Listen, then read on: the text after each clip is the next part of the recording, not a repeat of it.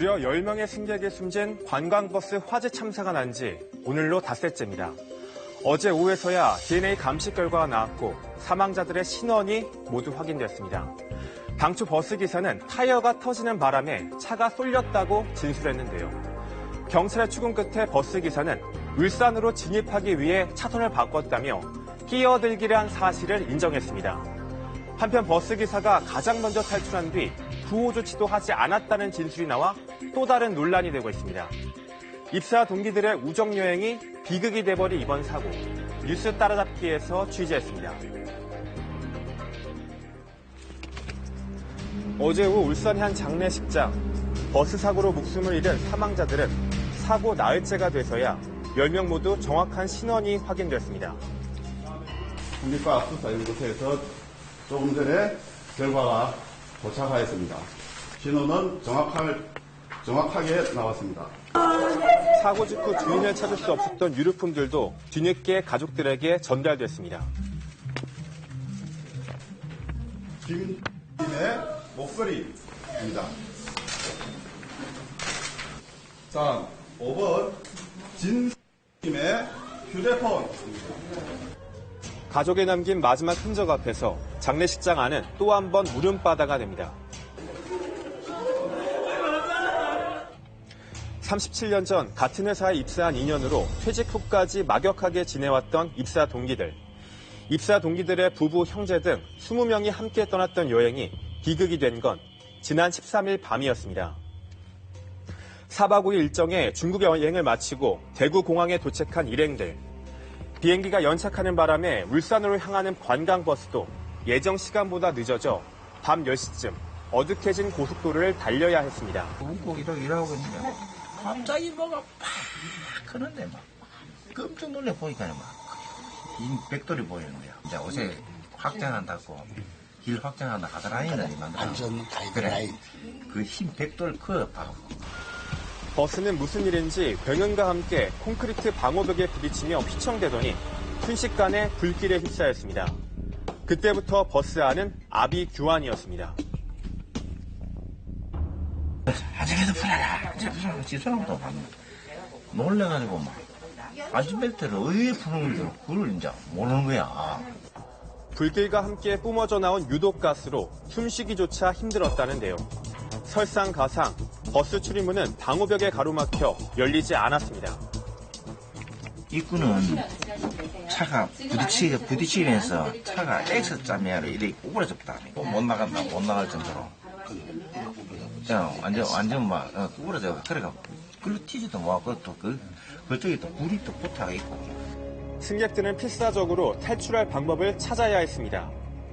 일단 불이 오니까 뒤쪽으로 일단 후퇴하자 이래가지고 뒤쪽으로 다 몰리었어. 뒤쪽으로 몰려가 중간에서 내가 막 이 발로 얼마나 그 뷰를 찾는지 몇 번 찾았어? 100번 이상 샀어. 발로 가지고. 그렇게 깨진 버스 유리창 밖으로 나온 일부 승객들은 구사일생 목숨을 구했습니다. 하지만 10명의 승객은 끝내 버스 안에서 빠져나오지 못한 채 숨지고 말았습니다. 제가 거기서 뒤쪽에서 그 사람한테 갈 수 없더라고. 밖에서 쫑쫑쫑 불렸는데도 하지를 못했거든요.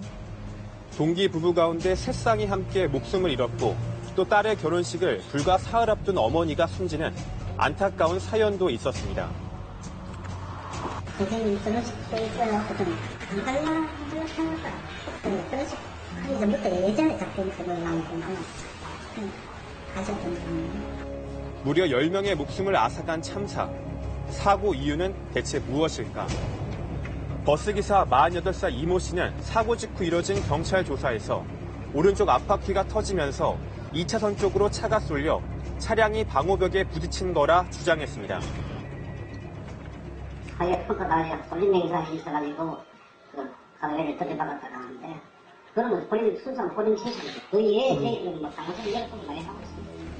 차량 내부가 불에 타면서 핵심 증거인 블랙박스도 훼손된 상황. 그나마 사고 당시 상황을 담은 CCTV 영상은 남아 있었는데요. 비상등을 켠 관광버스가 갑자기 차로를 바꿔 차량 2대 사이로 끼어들더니 그 순간 중심을 잃고 콘크리트 방호벽을 들이받습니다. 이 충격과 함께 차에 불길이 솟았는데요.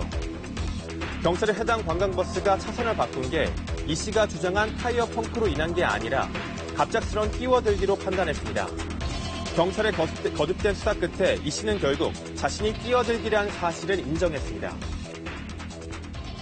최종적으로 결론은 기사가 무리한 끼어들기 사고가 난 걸로 지금 현재까지 경찰의 조사 결과는 그렇습니다. 경찰 조사 결과 사고 버스는 제한 속도인 80km인 도로에서 100km 이상의 속도로 빠르게 달린 것으로 확인됐습니다. 또 이 씨는 버스 출발 전 탈출용 망치 위치를 승객들에게 안내하지 않았는데요. 심지어 이 씨가 사고 직후 가장 먼저 탈출한 뒤 구호 조치를 하지 않았다는 생존자들의 진술이 나오면서 또 다른 논란이 되고 있습니다. 아이들은 밖에 나와서 탈출해갖고 같이 이제 뒤에 그 창문을 깨고 할 때는 같이 깨고 했는데 이미 이때는 기사는 보이도 안 했거든요. 나중에 보니까 기사는 살아있더라고요. 그래서 이제 우리가 화가 나갖고. 이에 대해 이 씨는 탈출 직후 승객들에게 깨진 창문으로 탈출하라고 소리쳤다고 주장하고 있습니다.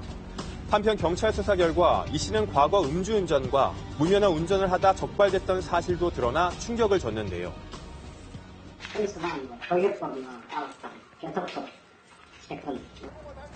하지만 해당 버스 회사의 운전기사 채용 절차는 허술하기만 했습니다. 자기 승용차로 전액 소환을 못 받아 잡힌 걸 그것도 2011년도에 있었던 걸 가지고 2015년도 입사할 때 그거 가지고 얘기하기에는 정부는 같은 사고를 막기 위해 사업용 버스기사의 면허 자격을 대폭 강화하고 사고 대처 요령과 안전장치 사용 방법의 안내를 의무화하는 등의 사후 대책을 내놨습니다.